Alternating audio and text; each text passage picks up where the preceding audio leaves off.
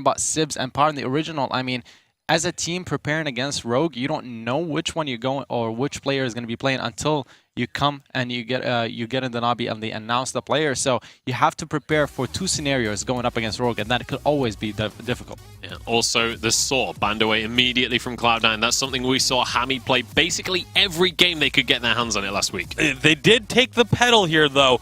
However, Rhyme, you feel like Rogue, they're just going to take this Rhyme, even though the pedal is there for the side of Cloud9, because it's been their comfort pick.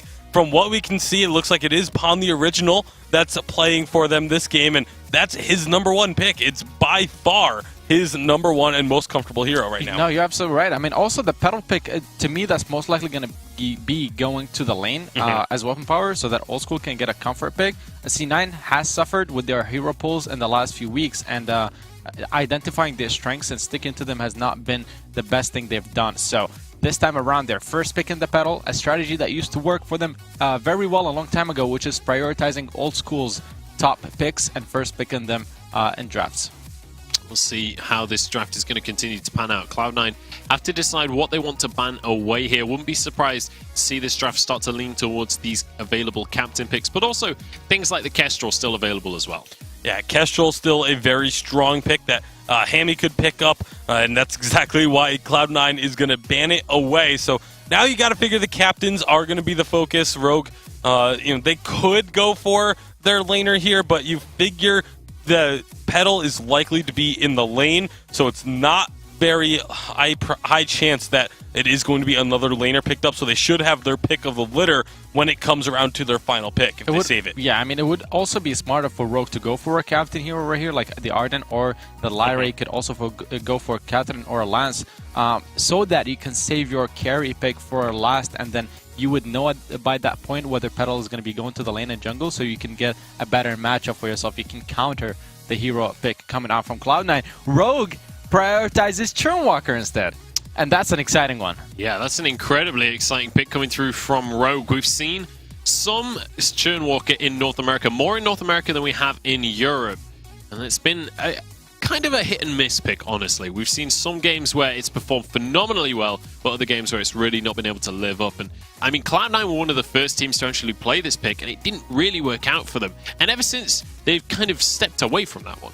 Yeah, and definitely has not been a priority for them, but Rogue is one of these teams that has started to pick it up here and there. Evil is an incredibly talented captain player, and I'm a little bit surprised actually that they didn't end up going for the Lance, just because of how dominant he has been on that pick and how dominant Gabe Vizzle is with that pick as well. So it wouldn't surprise me if Cloud9 end up actually picking up the Lance as their captain, although Arden, Lyra, and Grace are all still available, and the Fortress, but it doesn't seem like this will be a Fortress comp for Cloud9. Yeah, and then the Sky coming out, that's going to be a CP Sky jungle most likely. They can still put it in lane and play the CP pedal in jungle. I do expect the Sky to go to Joseph, however, and then play it against the Rhyme. It's a thing that can work.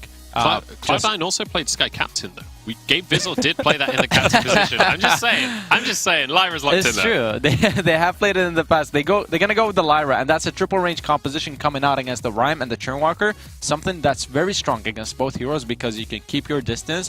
When Churnwalker chains and hooks a target, they can just walk away, and then they would break those chains. Or when Rhyme is trying to approach, you can just kite away. So it can definitely work.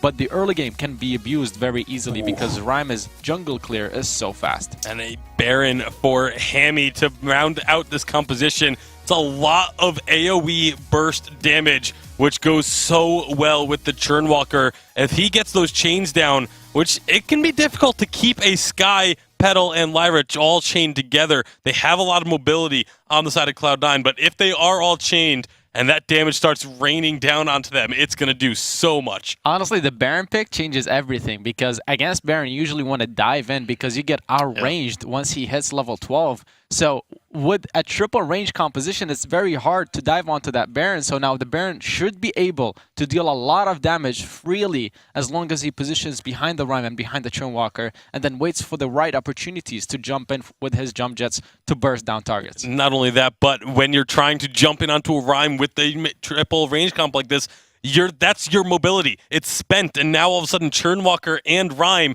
can have a field day on you as you're a sitting duck. So the Baron pick, I think, is an absolutely brilliant pickup for the side of Rogue. It was a great draft by both teams, but I think Rogue has a bit of an edge here. All right, we'll see if this Baron pick for Rogue is going to be enough to clinch the first game of the series. Let us know who you are supporting, both in-game with your badges and on Twitter using the hashtag Vainglory8. It's Rogue against Cloud9. It's time to dive into our first quarterfinal here in North America. It's time to pass it to Medic and Denomine. Thank you very much, Munch, and I am just as excited as you are to get into this first game of North America VG8 for this week. And Denomine, you brought up something just as we were getting into the game. It's Joseph going on towards this Petal and Old School taking the Sky into lane here for C9. Yeah, it's maybe not what we predicted when we first saw the Petal and the Sky together. You know, we've seen Old School so many times on the Weapon Power Petal, able to really dominate the enemies, but they've obviously decided it's a little bit better to go this route instead. Oh, Gabe Vizzle with a steal. Solar, the emotes afterwards. What an absolute legend. Gabe Vizzle with a great Treant steal there. Yeah, Gabe had some really great play the other night too, as well in the Halcyon Elite tournament. He looked, you know, probably at his best that I've seen him in quite some time. So hopefully they've tightened some things up and are looking to get some points here over Rogue. You know, I'm interested to see if Old School ends up going fully into the Weapon Sky. He does have the Weapon Blade here. They very likely could go the double crystal route as well. Maybe less effective into the Baron, but will provide so much harass onto Evil and upon the original, who are going to be trying to frontline all of that damage. And I really want to see how that range composition here from C9 actually plays out into the Baron, because, you know, Iraqi's brought it up on the analyst desk. When you get Baron up to that level 12, he's so hard to deal with because you get outranged. So we'll have to see exactly how C9 are going to play around that. If they can get an early advantage, maybe they can sort of win out the game before Baron even gets up towards that power spike. Yeah, we've seen some Barons come online pretty early though, but it's Cloud9 in the jungle looking for a rotation. Are Rogue going to be able to get this one on the originals very low? Evo with a good steal there, actually, onto the Treant. Takes, well, it's not really a steal if you take it from your own jungle, but stole it away from Joseph, who was trying to secure it for C9. So equals it out a little bit for Rogue. I'm sure there's a lot of TSM and Tribe fans sitting in the audience wondering if C9 can secure this win, because if they do, it makes it a lot easier for both TSM and Tribe to try and secure that NA spot at Worlds. Yeah, absolutely. Both of those teams are definitely watching this match, just praying for Cloud9 to be on their A game today. They've been looking a little bit on the sloppier side than what we normally see from them, but, you know, it's still anybody's game. Rogue, even when Cloud9 are playing at their best, they do have the skill to beat them as well. So this should be a really intense matchup. I know we were kind of touching on predictions earlier. You know, I think we're both leaning towards probably the 2-1. And we'll have to see if it's Cloud9 or Rogue.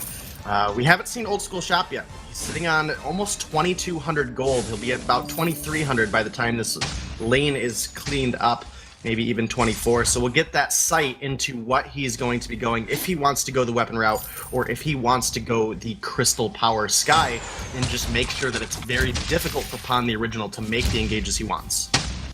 Looks like it's going to be Weapon Power Sky. Has the Heavy Steel and the 6 Sins completed, so splitting up the damage a little bit, making it a bit harder for Rogue to itemize into this Cloud9 lineup. And I really want to talk about sort of like win conditions for these two teams as well, Denomine. C9 with these triple range have a lot of long range damage, but it looks to me on the other side that actually you've got a very well-rounded composition here from Rogue. Yeah, you absolutely do. Obviously, upon the original, Rhyme one of his best heroes, so he's definitely on a comfort pick, and what we'll likely see out of him is the Shattered Glass first item, and then he likes to upgrade his boots very early on to the Journey boots so that he can get the proc reactivated every single time he damages an enemy hero, and that's going to lower that cooldown from 60 seconds to 12, and that's going to give Rhyme another opportunity to get in, but Old School gets tormented in, and Hammy's finding some damage. Yeah, Evil is so good at landing these hooks and chains in the lane as well, pulling Old School back, tormenting him, continually getting the damage down from the Porcupine Mortars and the auto attacks coming out from Hammy. It's really good from Rogue to just continually harass Old School, but Gabe Vizzle's always waiting in the wings and says, okay, I put Imperial Sidra down, we'll heal him up. Old School now has the Sora Blade completed, so Cloud9 have hit a big damage threshold right now. Yeah, they definitely have. Hammy is looking to rotate down to the shop now and get a Sorrow Blade for himself as well. And while Baron with the Sorrow Blade won't be incredibly strong, if he does come in on a low health target with the jump jets and get that double attack down, he definitely can provide a lot of burst onto any individual on the enemy team. Obviously, the Petal in the Sky, quite squishy targets. They're going to be relying a lot on Gabe Vizzle, but Cloud9 have been making some really aggressive rotations here.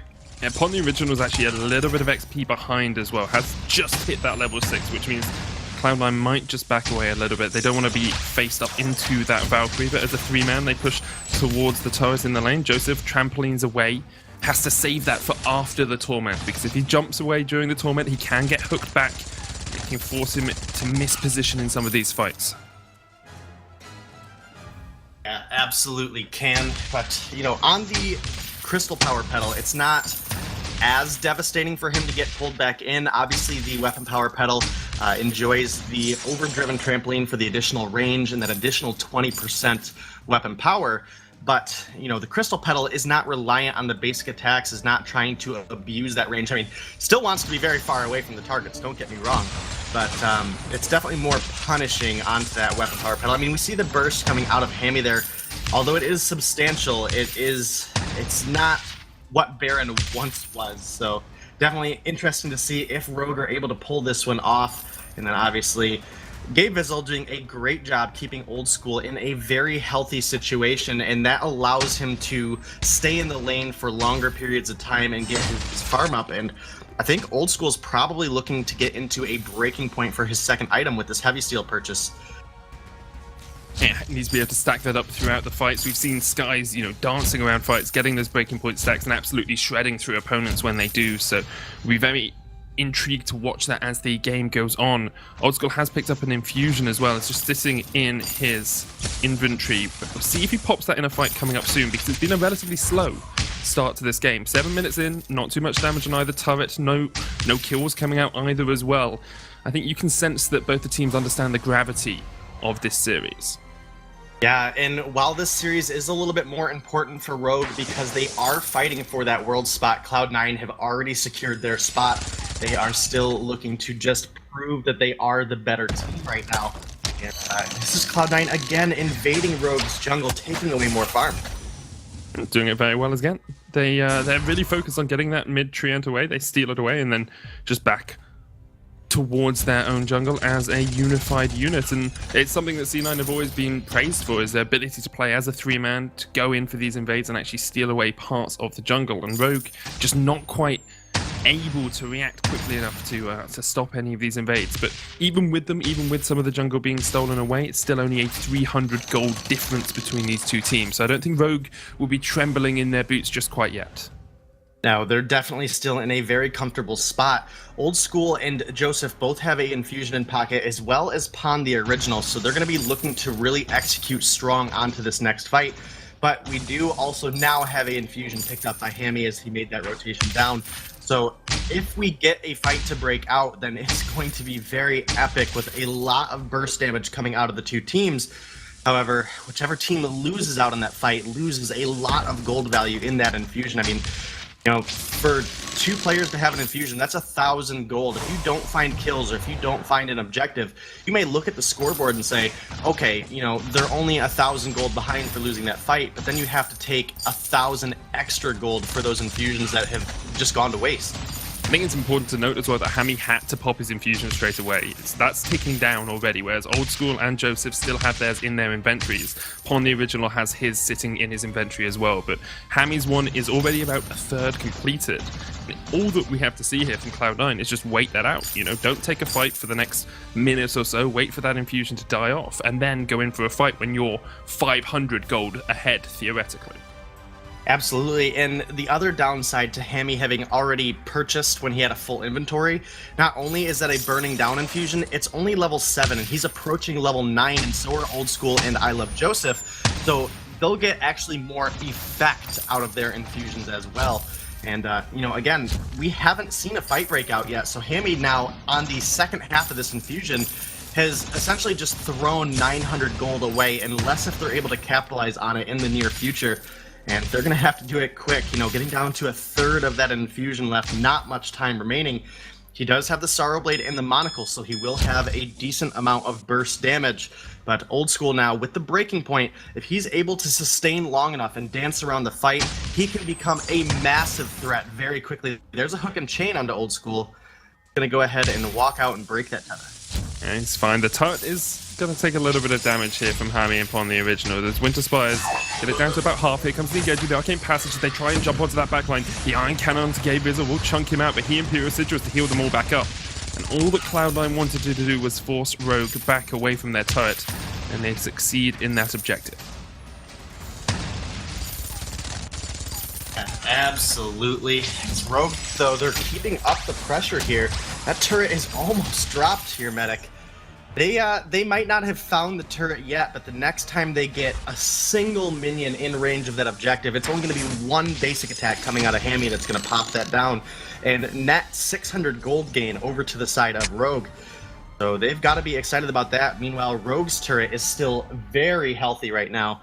So they don't have the same risk right now that Cloud9 do. The gold is dead even 11 minutes into this game. Still no first blood. Yeah, I feel like I've brought European gameplay across to North America with me. It's very slow, very methodical from both these teams to start it off. Rogue do just need like one or two autos really on towards this turret to take it down. Hammy coming forward. They won't quite get it with the Winter Spire. Joseph caught out towards the side of the right, but what comes in from Gabe Vizzle is Rogue look to retreat back, but great play from Chum. Will get a 3-man stun as well. Here comes the damage onto Joseph. He's going to get rooted up. Somehow survives. One more auto will be enough. He goes down first. Let's go over to Rogue. And now they can look to push forward even further if they want. They will retreat from Cloud9 because Old School is still very healthy, but Evil is not quite done yet. Porcupine Mortars into the double torment. Being chunked out here by Old School. The mortal wounds not quite enough. And Old School will have to get away from that turret.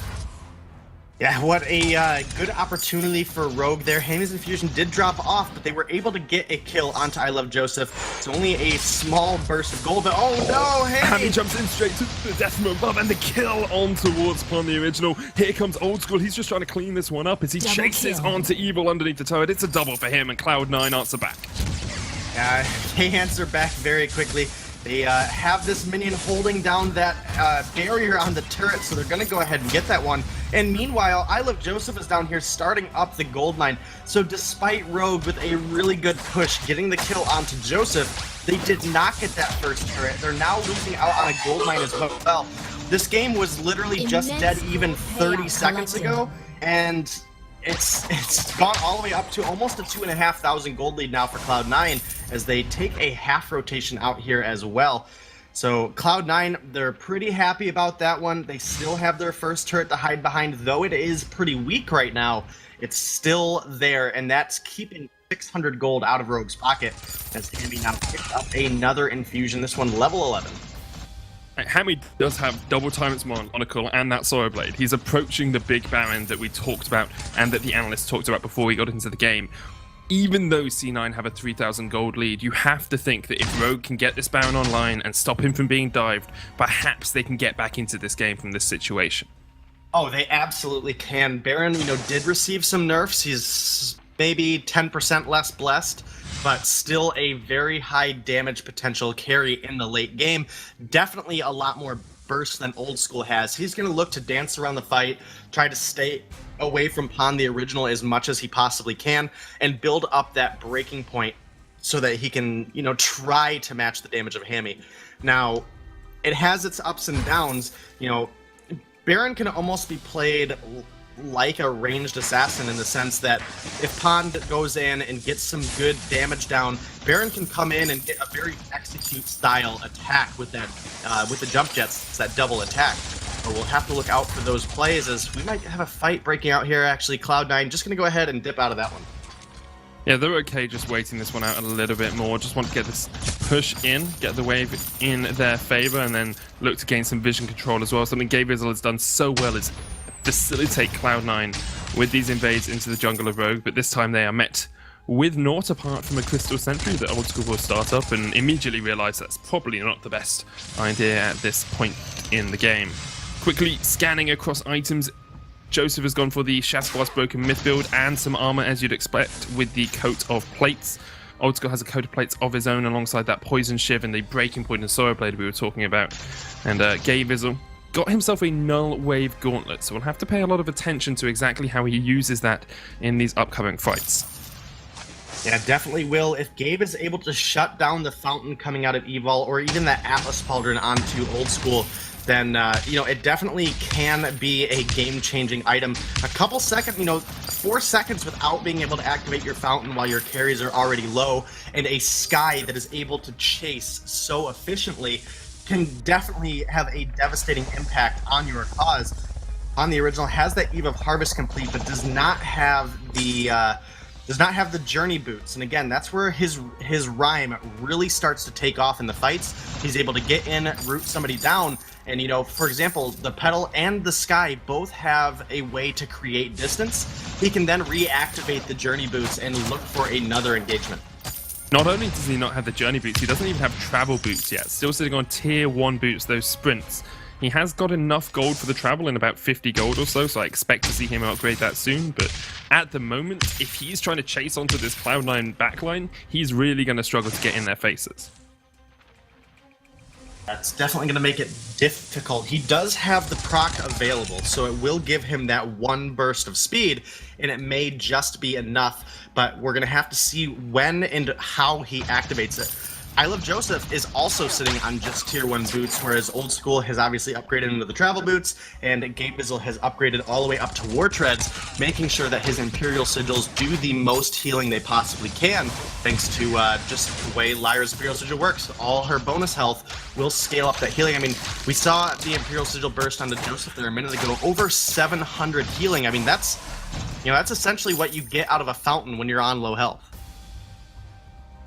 And no mortal wounds coming out from the side of Rogue either. No poison shiv on Humi. You wouldn't expect it that much because it's not really something you want to build on Baron, but it is a factor that plays into how these team fights eventually go down, because Gabriel will be healing up his team. You've got the Fountain, you've got the Imperial Sigils, you've got so much ability to kite back and dance around that Cloud9, if they can find their positions in a team fight, they're in a very strong position indeed. They have triple infusion now, all level 12. Basically, Cloud9 are at the point where they want to take a fight, and it looks like Rogue are just waiting a little bit longer before they can fully engage. And important to make note is Old School has purchased the metal jacket now. He has that tier 3 defensive item, and although Hammy has the bone saw, he doesn't really ramp up attacks quite as quickly as several of the other weapon power carries, so it will take him some time to start getting through that defense. So Cloud9, they are in a great spot right now. Evil has just now gotten the Crucible online. There's not a horrible amount of crowd control that they do have to be worried about, but if he can prevent a stun from that death from above, it definitely could have could sway a fight a little bit. But Evil sees this Kraken started up, and I think Cloud9 are just going to have to back off of this one, as all 6 members of this match are still alive, but they're keeping it going, and this is a pretty risky call coming out of Cloud9 here. Kraken's going to run back towards the middle of the jungle. Cloud9 chasing in. There's the Arcane Passage from Cloud9. Old School takes a crit to the face, though, and Hammy's going to turn this one back around. Crucible's already been used. Joseph off towards the side. Kraken's reset, so Cloud9 realise that they cannot continue in with this fight. They do get the Iron Cannon and the Crucible out, though. Perhaps they'll look for a re-engage when Gabriel has that Arcane Passage back. It's only 13 seconds away. Such a short cooldown for such an impactful ultimate. Cloud9 going to go back up to push out the lane and see how Rogue reacts to this, because Rogue have not had the best division controls around the jungle throughout this game. Yeah, and really, almost all of the ultimates in the game, once you get that 3rd point put into them, it does reduce the cooldown pretty substantially, and that's why we see such crazy fights. And it helps make this such a high velocity, back and forth game because, you know, you're getting everything up and ready to go for the next fight before it usually breaks out. Yeah. Sometimes you won't get that, but Cloud9 starting up another Kraken and Evil is here. They really want to get this objective to make a push before Hammy gets any defense complete. It's so low already. The Kraken only has about a tenth of its HP left. Here comes Gabe Vizzle in with the Arcane Passage, trying to get away. Hammy has to try and retreat. He gets off towards the backside, but the Mortal Wounds are bounty, keeping him alive. I love Joseph's low, but Cloud9 will claim the first kill of the fight from the original. They're trying to chase on towards that pedal, but can't do too much. And Old School is on the run as now Cloud9 look to disengage and go back towards the Kraken. Evo is on the wrong side of the house, the Unfold, and he will get chased out by Cloud9. Trying to survive, but there's not really much a Churn Walker can do in this sort of situation. Cloud9 take the second kill of the fight, and they'll take the Kraken as well. Yeah, it was a good engagement out of Gabe Vizzle. He used the Arcane Passage in and then immediately dropped the Bright Bulwark that prevented Hammy from escaping. It allowed Old School and Joseph to adjust their positioning accordingly in the fight. They were able to get that kill. Han, the original, did make it out alive, but they quickly turned their attention onto Evol. The breaking point ramping up on Old School was able to help bring him down fairly quickly. And now they have the Kraken recruited, and they're looking to push into the second turret. If they can take it down before the Kraken gets here, which is unlikely with the minion count they have, they can prevent that percentage of health damage onto that Kraken. But they're actually doing a lot more damage than I anticipated there. Looks like one minion was still in reach, keeping that barrier down. Now Cloud9 only have 3 turrets to go, and they already have a full health Kraken just now joining them here in the lane. And Rogue just haven't really been able to get this composition to come online. Hammy is struggling in the fights because of the engage coming out from C9, and now with the Kraken pushing in, they're trying to break this choke point turret. Good. Double Torment brings both Old School and I Love Joseph back, but the trampoline and the mobility of Sky get them back out. Kraken is down to half though, and that turret isn't too low. Rogue might be able to force Cloud9 back here and actually take a relatively positive trade for themselves. If they can take this Kraken before it gets that final auto off, they actually get a gold advantage from that Kraken push. Yeah, they do, but that choke point turret is in very rough shape. I mean, we're talking less than 10% of its health remaining. So Cloud9 still in a good spot. If they can win out on another fight here, we're getting fairly late into the game. We're almost 22 minutes in.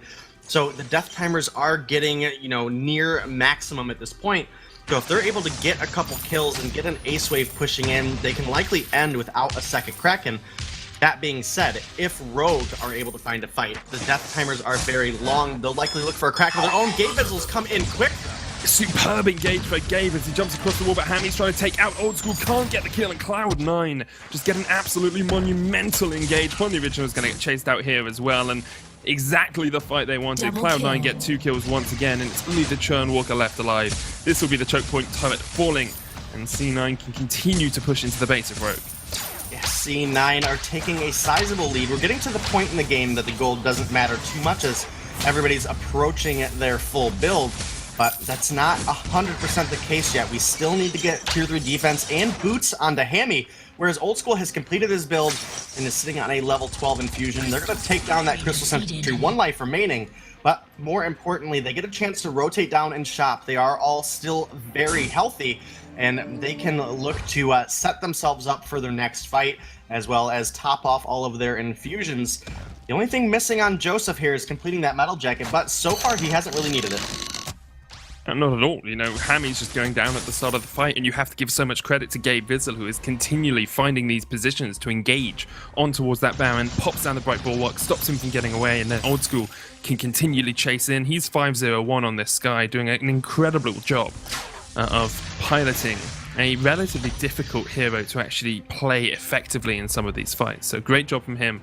And Rogue are looking very much on the ropes in Game 1 of this best of 3. They really need to win this to be able to secure that spot at Worlds. But TSM and Tribe are in the background thinking, yep, this is looking good for us. C9 look dominant today, 6-1 at 24 minutes, and they're looking for their second Kraken of the game. Evo pops a Crucible incredibly early there, as Cloud9 just dancing around the Kraken. Rogue looking for the engage if they can get it upon the original on that front line. Almost completely built on this rhyme, but C9 can just disengage and then set up once again. Lots of flares for Evil. He needs to spot out this Cloud9 squad who are flying high in this game up against Rogue. The Kraken has reset, and so Cloud9 will have to delay just for another moment or two. Yeah, and Old School, it looks like, has sold off his Journey Boots, unless if I missaw what he had earlier. I thought it was Journey Boots at least, but now has War Treads for a extra engagement or disengagement tool for the team. So it's going to be rough. They're looking to push in the lane here.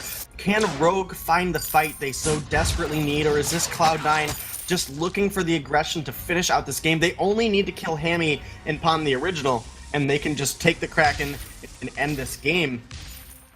And this Churn Walker, just coming back to draft a little bit as well as we get later on into the game, I've yet to see this Churn Walker really have an impactful ultimate. You know, we had that 3-man early on that really won the fight, the first fight for Rogue, but after that, yet to see a great trespass that's actually stunned up a bunch of the members of C9, and I feel they're playing incredibly well around it. You know, they're dancing around the edges, they're not getting hit by the chains. But Evil, if you want to win this game, if you want to get that world spot as a Rogue member, now is the moment you have to step up and hit these big team fight changing ultimates. Yeah, and really their best success with the Churnwalker so far has been with the Saw. The ability to pull targets back into a spun up Saw is incredibly massive. And then not only that, you chain it up with that trespass. You can pull them back close and then get the big stun down, and that allows Saw to really take a huge advantage in a fight. But with the Baron, he's just not having the same damage output. It is bigger packets of damage, but he doesn't get as many attacks off, so you're not getting as much benefit out of it. At least that's how I feel about it. But you know, you're the analyst here. I mean, how you feel it tends to be correct to nominate. We'll go with your judgment here. It makes it very difficult for Evil to time a trespass correctly, because Hammy has to be in basically the perfect position, and we haven't really got to see that because of the ability for Sky and Petal to dance around the fight. It makes it even more difficult for Evil to land those big triple stuns. There's the Torment, though. This fight could be getting ready to break out. Gabe Vizzle, 859 healing with that Imperial Sigil. Crazy amount of healing.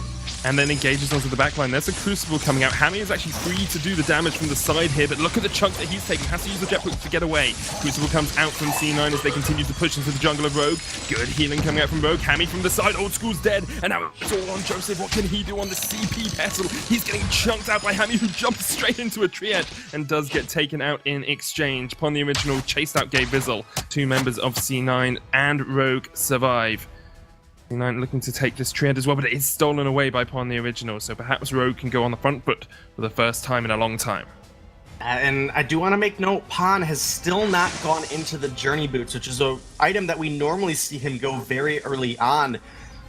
You know, fortunately for Rogue, they were able to find Old School in that last fight, and although they can't pursue Joseph and Gabe Vizzle and find an ace, it's basically a win for them at this point, because they live to fight another fight. You know, if they lose out on Hammy and Old School makes it out alive, that's Cloud9 starting up the Kraken. And yes, there's a possible steal potential out of Pawn and Evil, but if they commit to coming that close to Cloud9, they have so much chase and so much ramping up damage that it's going to be Cloud9 turning their attention and getting a lot of chase down very quickly.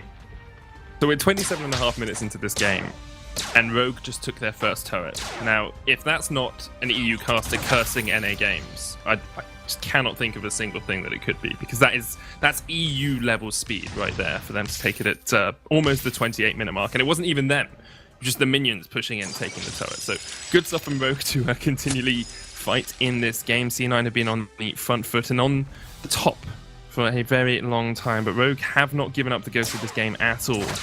Even with only their crystal turrets remaining, they continue to fight, they continue to endeavor to take down this Cloud9 squad, and all they need to do is land a couple of those hooks to pull back onto Old School. He takes a chunk to Bright Bulwark. Gabe Vizzle not engaging. There he goes in with the Arcane Passage. I love Joseph off towards the side, has that Slumbering Husk, has a bit of tankiness, and they've all dived onto Hammy, who does go down to start off the fight, and this is great from Cloud9, as now they turn their attentions over towards the Rhyme, and there might be a rhythm, but there is no reason for this. It's a double kill for Cloud9. They're going to get the ace here as well. Evo just being like, well, I can hook you all up, but I've got no one to do any damage. Cloud9 clean it up. It's a triple for Old School and an ace for Cloud9. And I think that's the one that spells Cloud9 victory here. They're going to push in with the Ace Wave coming up. They have 40 seconds on all of the members of Rogue they'll easily be able to close this game out and take up game number 1 over Rogue here in the series, making it all the more difficult, all the more pressure now on Rogue to get back in and get this sweep, this reverse sweep, so that they can still be in the running for that world spot. If they drop here, they are not comfortably far enough ahead of Team Solo Mid to, you know, be able to lose this and still be in the running. Yeah, it's very difficult for them if they do lose this, because then you're reliant on other teams losing as well. You no longer have your fate in your own hands. But to break down that game and how it might play out that second world spot for NA, we're going to hand it back across towards our analyst, Munch, and the boys. Take it away. Thank you very much, guys. What a victory coming out for Cloud9, the gatekeepers apparently of the world spot, and not letting Rogue through easily. It's 1-0 to Cloud9, and a pretty convincing victory. Honestly, some of those fights were very close towards the later stages there, but when it came to the score, when it came to the gold lead, Cloud9 were in control the entire time. Yeah, and the game was very slow-paced to start, and it felt like it was a mistake for Cloud9 because of the fact that, you know, this is a Baron Rhyme, and you figure out if they get to the late game, they're just going to be able to take over. But somehow Cloud9 managed to not allow the late game Baron to take over the game. Excellent play out of Gabe Vizzle, as per usual, on this captain on the lever to be able to keep team members alive in the middle of these fights. C9, we talked about them. We said don't sleep on this team. Yes, they have not been performing well as of late, but they're still the two-time Unified Champions winners, and they're competing here still. So Rogue really needs to be careful with this next one because they could be easily knocked out in the quarterfinals. Yeah, they're against the ropes now. But in that game, Rogue did get themselves off to a good start. They were the first ones to grab a double kill, and we have a replay of them starting off the game strong right here. Yeah, well, I don't know if you could say starting off the game. It's 11 minutes in before we had the first kill come through. But like you said, it was Rogue able to find this one. And this is when I was thinking, okay, Rogue, they're going to have this because they're getting to the late game. This Baron hasn't been punished whatsoever in the early game. And then they started picking up these kills, and you think this is the momentum that they needed to get themselves a victory. That was also one of the only team fights that Rhyme was actually very effective. They had a pretty well chain of abilities landing one after another. It was the trespass that the Crucible missed. Gabe missed the Crucible on it, so it wasn't blocked. Then the Valkyrie landing onto the pedal, then the root. So it all worked really well for Rogue in that one team fight. But that was one of the only team fights that worked that well for Rogue. Yeah, we have a couple of examples of Cloud9 managing to win the next few team fights, and once that early game was over, Rogue didn't really get many other kills, and this one was at 12 minutes here. This one is a 1v3 or 2v3 pretty much from C9. Off of the pressure, Old School was able to output with this Sky weapon power pick in the lane. I originally thought it wouldn't work so well for C9, the fact that it was just a weapon power Sky against the Baron, but it worked so well later on when they were diving. This was one of the most genius initiations I've ever seen in Vainglory. They went around the wall and they used the minions to provide them the vision to teleport in on the team, and then luckily it ended up being Baron separating from his team because both Rhyme and Churnwalker went through the portal, so it was an easy 1v3 cleanup at that point for C9. What an incredible performance, specifically and when it comes to their initiations. And this is the coordination that we've learned to know from Cloud9. And yes, they've been struggling when it came to picks and things like this, but with innovative compositions like this and with Old School on a comfort pick, they still look as strong as ever. Let's take a look at the final fight of this game. And again, these fights close. It felt like Rogue had chances in the fights, but just couldn't make it happen. And this is just using this Sky to dive into this Baron. We talked about the fact of were they going to be able to consistently dive onto Baron. They just sent Old School on these missions where you just Suri strike in, and all of a sudden he's right in the thick of things with Baron, and there's just nowhere for Hammy to go because the jump jets were on cooldown. They couldn't just blow him up. Both Old School and I Love Joseph going for the metal jacket. Joseph even getting himself the Slumbering Husk to make sure that Baron couldn't just blow them up in an instant. And we talked about the fact that being the range composition, if they did go for that dive, they don't have a way out.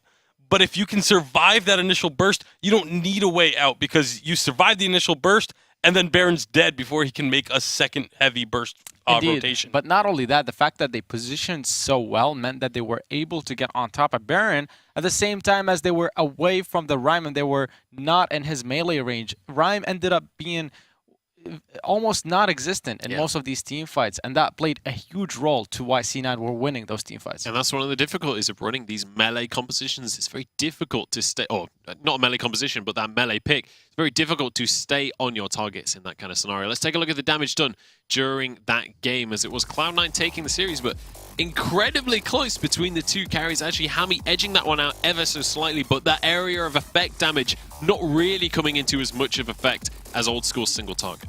Yeah, and the damage chart is actually very interesting here. The fact that it wasn't really a massive disparity in any of the roles, except for the captain role, which you expect when it's a Churnwalker. But the fact that Cloud9, it just kind of goes to show their positioning and their itemization was just a little bit better in terms of being able to survive these team fights. It also kind of goes to show some of the healing that is being done by Lyra. The fact that they can deal the same amount of damage, but a lot more kills when over Cloud9 because the Lyra was just healing up the team. No, indeed. And then you have the fact that once they were able to get ahead, they were playing so decisive. You mentioned that this is the Cloud9 of old that we used to see.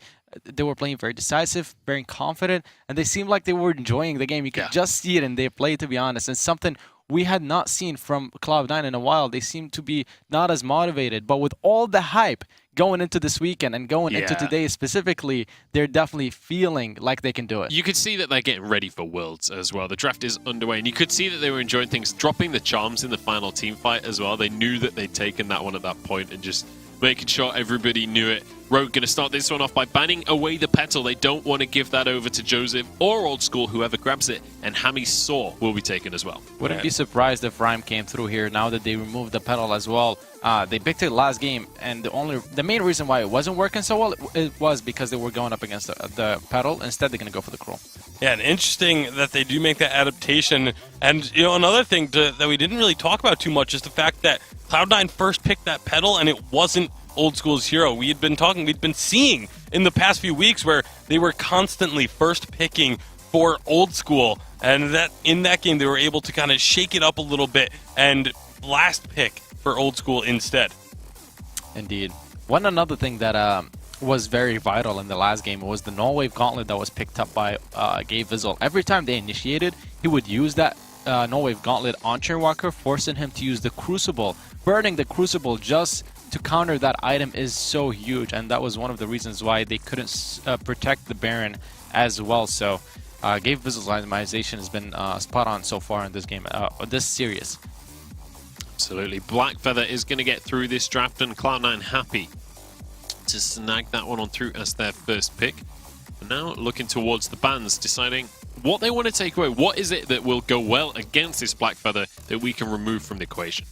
It could be something like the Rona getting banned away here, or maybe they decide to target the captain role, and because likely they're going to be picking a captain with their next selection. So they do ban away the Lyra, most likely Rogue. Let's see if they could target a lot of things here. They could try and target Old School and try and ban away one of his top picks, or they could look to go into the captain role as well for their bans and say, if you're not going to get the Lyra, we're going to take away another one of the top selections, and it is going to be the Grace ban, so they make sure that no team has that healing factor. Honestly, I would not be surprised if Cloud9 went for the Churnwalker here. It works really good with Blackfeather, and it takes it away from Rogue at the same time. And it's honestly, as we go on in NA, I expect it to be picked up all over the place. It's a very strong pick in 2.9, and the teams have had a lot of time to practice with it now that we're so late into the update. It's just Europe has not prioritized it as much, and that's why we haven't seen it as much today. But now that we're going into North America, expect it a lot more.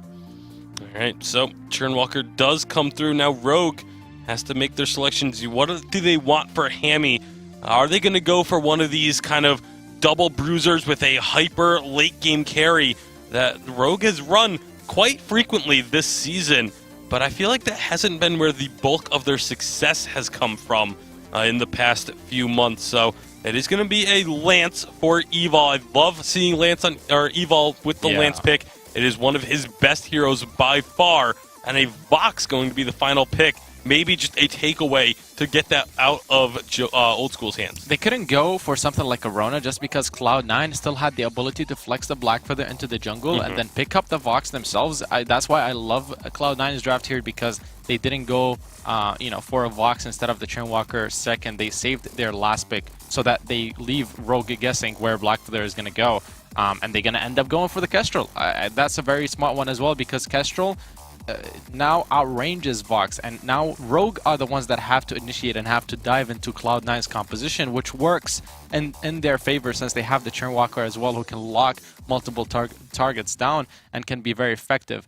He's a lot better at kiting than he is at initiating, especially if you have a Kestrel to protect. Yeah, absolutely. I'm excited to see what Cloud9 are going to be able to do with this Churnwalker pick. I think we've only seen them play it one time before. It didn't go so hot, but that was quite a while ago. That was the first day he was available. So fully expect Gabe Vizzle to be on point with this pick, especially with how they looked in game number 1. How are we expecting this one to pan out then, lads? Yeah, I definitely feel like there's going to be some heavy difficulty by the side of Rogue to get in. This Vox, has to try and get past into the Kestrel, where she's going to be laying down these glimmer shots. That their only damage source is going to be coming out of this Vox, and it's going to be a really tough time for Hammy to get the damage necessary to win fights. I agree with you. I think if Pawn the original does not shut down Black Feather, if he doesn't play aggressive and invades and get advantages, it's going to be pretty hard for Rogue to win this game. C9 could shut down their hopes here. We'll see if that's going to be the case. We'll see if this is going to be a 2-0 or if Pawn the Original can control that early game. Hashtag Vainglory8.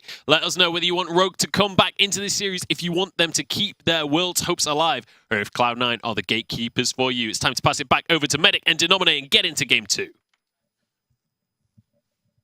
And Rogue will be on the edge of their seats. They know they need this win. There's still mathematically a chance they go through to Worlds even if they lose 2-0 this week, but it's so out of their control that they need to be able to beat C9, to take the win, to take this 2-1, and keep that World spot in their grasp.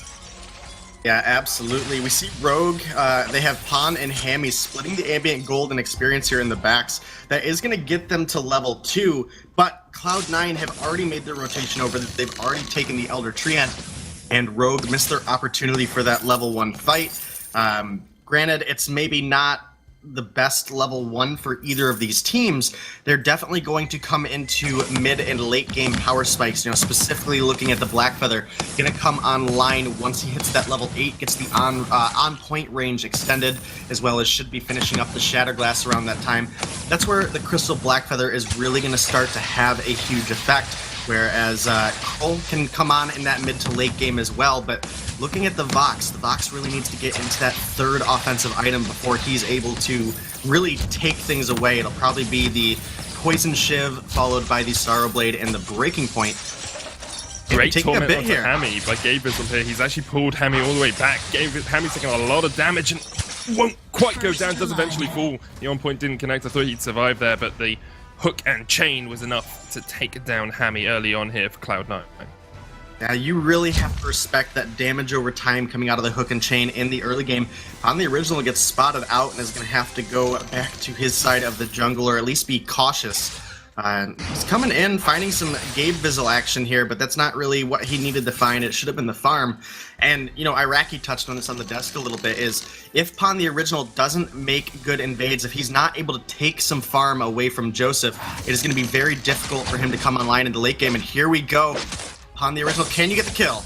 Looking for the kill on Joseph, can't quite get it with the Spectral Smite, and now he has to run away. Of course, no Crystal Sentry there yet, and Rogue won a 3-man fight. This double Impale lands, good double root. The Githian wall hits up onto all 3 as well. Hammy's so low, but will escape to the back of the fight. Pawn the Original taking out some turret shots, eventually will fall. It ends up being a 1-for-1 trade, but perhaps Rogue will be happy enough with that.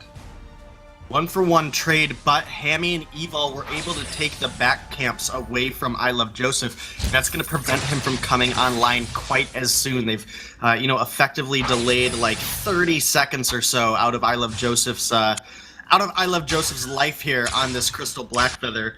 And that could be the difference in a team fight, not having time to rotate down to the jungle shop and pick up something like the Shatterglass. That could really change the outcome of the game. But Pawn the Original's coming in. Did he get the steal? He didn't. Joseph got it. It's the second Elder Treant going over to Cloud9. They were very good at stealing them away in the last game.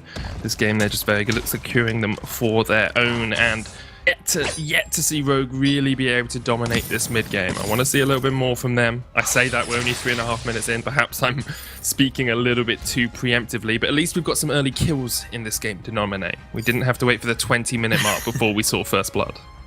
Yeah, definitely a little bit quicker pace, and Pon the Original did come in and try to get that aggressive rotation down. He didn't himself get the CS, but that's fine because they're allowing Hammy to get online that way. You know, the Poison Shiv is almost complete. That is going to shut down some of the healing that Gabe Vizzle is going to give himself and his teammates.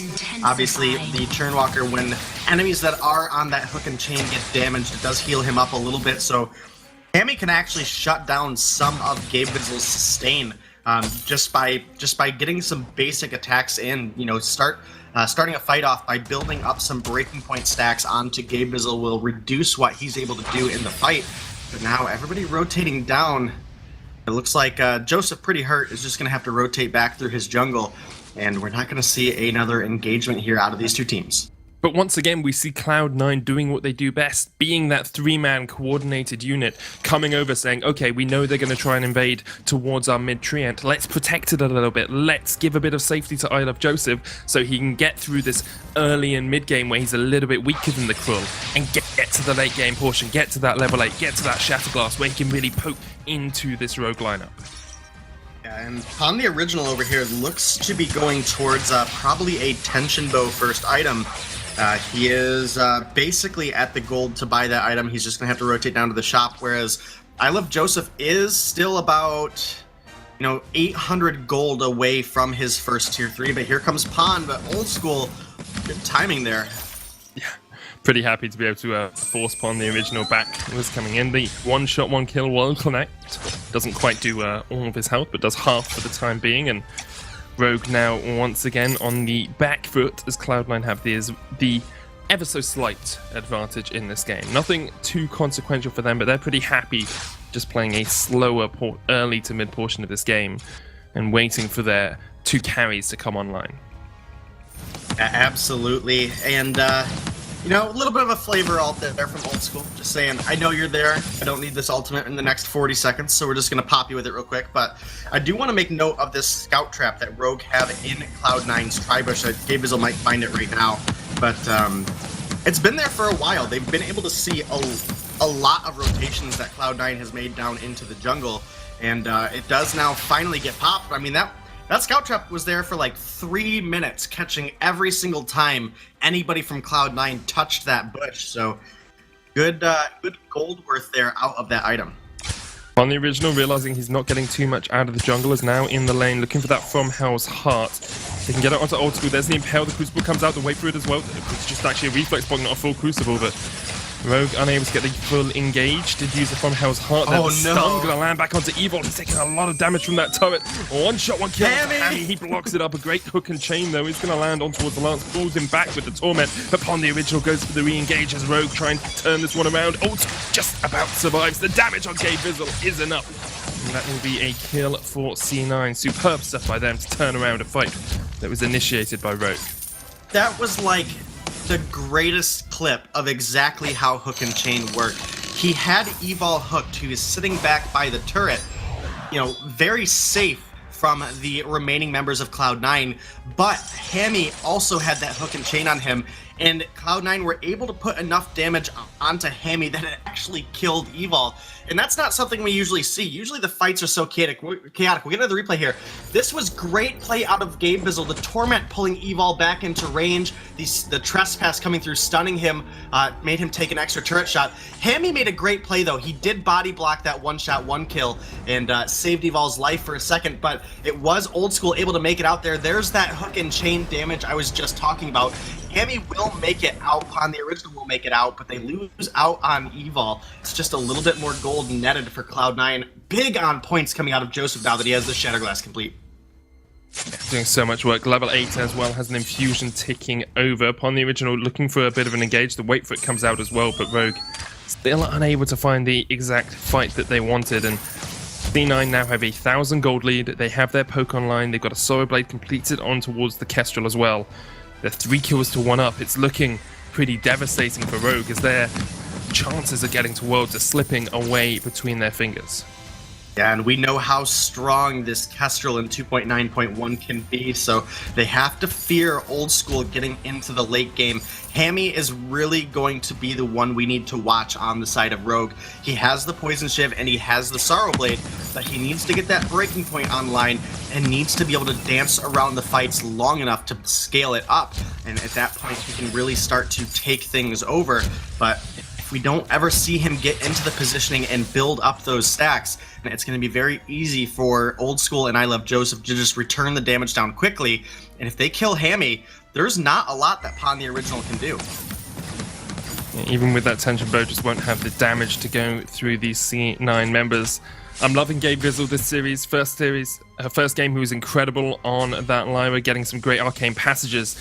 This game, he's showing his team who the true carry is. He's 3-0-0, has secured every kill for Cloud9 thus far, showing that you can carry from any role in Vainglory, one of the benefits of this game as a whole. Cloud9 are pushing in towards this turret in the lane as well. Want to speed up this game a little bit. The crits coming out from Old School, those glimmers. Good Impale is going to land. There's the from Hell's Heart as well. The Fountain comes out, the wait for it, the stun, the mortal wounds. Joseph somehow gets himself away with the Rose offensive, and this will not be enough damage from Rose to close it out. Old School turns back towards Pawn the Original. The Impale lands though. The reflex box is a little bit too late. Joseph's the first to fall. A good Githian wall. Evol's going to go down as well. 1-for-1 trade, but Hammy is now underneath the turret and he'll go down as well. Overextends once again, and C9 able to get 2 kills in exchange for just 1. That was a crazy fight underneath the turret there. Rogue did such a good job of burning the Fountain out early out of Gabe Vizzle, and I Love Joseph was still very low. They did not need to commit that far. Yes, they were able to get the kill when Joseph came back in, but he came back in because of how overextended they were, because of the positioning they put themselves into. They weren't able to take the turret, they weren't able to take the whole fight. So looking at the actual gains there, Cloud9, they take a little bit of an edge on that fight, just obviously in the way the trade worked. But, you know, Rogue, if they would have just backed off a little bit and allowed I Love Joseph to recall or head down to the jungle, they could have looked to put on some serious aggression onto Cloud9. They stuck around a little too long, just a hair too far. The on point came through and they were able to drop Pawn the Original and trade it out in a 2-for-1. But now Cloud9, I think they get this turn. Yeah, I don't really see Rogue being able to react quickly enough to this. The turret goes down, first one of the game, 11 minutes in. Bed up from the last game, indeed. And Cloud9 now just retreat back towards their turret. You know, it's safe, it's about half health, they'll be fine with that for the time being. Quickly looking across the items, Old School has finished that first Tyrant's Monocle and the Sorrow Blade. Gavers has gone Journey Boots alongside the Atlas, try and continually chase onto these Rogue members. Hammy's still only sitting on a Poison Shiv and a Sorrow Blade. Need to see a little bit more from him. He's one of the key damage sources for this Rogue lineup, and if he's not hitting that 3 items that we talked about earlier on, he's really not going to be able to output enough DPS here. But they're going to get the engage onto Old School. Wavefoot comes out as well. There's the Fountain. Old School trying to heal up. He's not going to have enough. He does somehow. Once again, get away. Githian Wall into the Impale. There's the one-shot, one kill onto that front line as Rogue continue just searching for a kill. Pawn the Original going deep. But that is going to get chased away here by the C9 members. A good Impale. There's the first kill for Rogue. And now they'll turn their eyes towards the next target. Another good Githian Wall as Rogue continually push into the jungle of C9. They've got 2. They're looking for 3. Just need to get Gabe Vizzle as well. Thus far unkilled this game, but perhaps that won't last for too long, as there's the Impale. A kill for Evo. The Rome's doing a lot of work this game, and it's an ace for Team Rogue. I can't stress how careful you have to be against a Lance in the jungle. There's just so much obstacles around that he can stun you up with that Githian wall. And Evol is a fantastic captain. It's actually kind of amazing just how good he is, especially when he gets onto the Lance or the Lyra. Obviously, in this case, it is that Lance. And Rogue are able to even things out as far as the kills go 5-5. They pick up that first turret, but they have taken a gold lead now. It's not massive, but 700 is an edge. Evil has Echo for this fight as well. If they can get a good engage, perhaps they can catch out Cloud9, but Old School was able to active camo away in the Rose offensive, used defensively by I Love Joseph to get himself to safety as well. So I'm liking this a bit more from Rogue. They're being a bit more aggressive. They know that, you know, Cloud9 aren't in the best position to defend. They seem to be on a bit more of an even playing field, and they need to take this game by the scruff of the neck. They need to make these aggressive plays if they're going to be able to secure that spot in Worlds. Yeah, absolutely. So they'll be looking for it. One shot, one kill. Gonna miss there. And now Rogue know where Cloud9 are. But Cloud9, they're gonna get a chance to shop if they need to. Actually, looks like they've already done so. Old School has that second monocle online. This is where Kestrel really starts to take off. But on the original is in a pretty comfortable spot here on this scroll as well. He'll likely be looking to finish the Atlas Pauldron here pretty soon. Or not Atlas Pauldron, the Metal Jacket, so that he can frontline some of that damage coming out of Kestrel. And he's picked up an Infusion and is now taking an aggressive spot here, but Cloud9, they're looking to go ahead and recall back. So no fight's going to break out here. And there's so much on the line for Rogue right now. They have to find some way to get another fight here. I think that last fight, they really won because Cloud9 stuck around a lot longer than they needed to. I totally agree with you there. We see double infusions coming out from the side of Rogue, where there's only a single one thus far on Cloud9, and it's only a level 11 one, so 2 level 12s for Rogue, whereas only Old School has a level 11 in Fusion. It looks like Joseph is going back. He'll get himself one, so that's level 12, but they're going to lose a smallish gold miner. This one isn't going to be too instrumental in the big course of things. Probably going to be about 150 gold or so, I'd say, maybe even less than that. Oh, 240. Actually, a little bit more than expected, so still a 600 gold swing or so.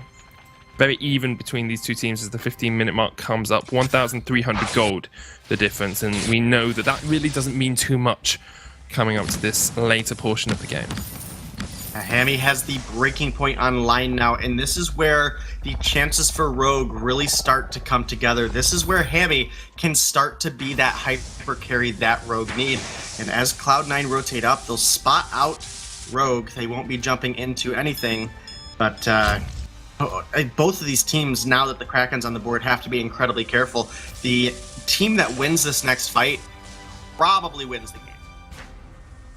Not off that push.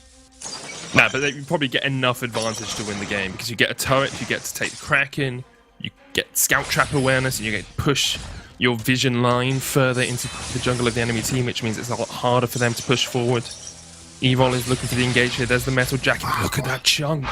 Evil's already down to about half HP. Hammy's going to be engaged on. Walker looking for the torment back. And great from his heart with the wait for it. The stun combination on towards that black feather as they try and chase Joseph out. The fountain comes down. Evo stunned up once again. Crucible not going to block it out. The chain doesn't connect. And C9 now running straight into the faces of Rogue. They don't care that Rogue are looking for that world spot. They want to deny it from them. One shot, one kill does not connect onto Evil, who will have to back away. Has already used the fountain. And now C9 could start up the Kraken if they wished. Do they have the vision awareness? Do they have the imperative to go for it? No, they don't. Back to base, they say. And they reset for the next fight in this series. Yeah, and the reason Cloud9 were able to apply so much pressure in that last fight, Evil has positionally played this game almost perfect. However, he does not have any armor at all. We saw those glimmer shots coming out of Old School, big 600 damage spikes coming down on the Evil. And while he may have a lot of health, once you've taken 3 or 4 glimmer shots, that's thousands of damage, and it makes it very difficult. And that's why Evil dropped so heavily in that last fight, was because they weren't able to get Old School down on the initial engagement they were looking for.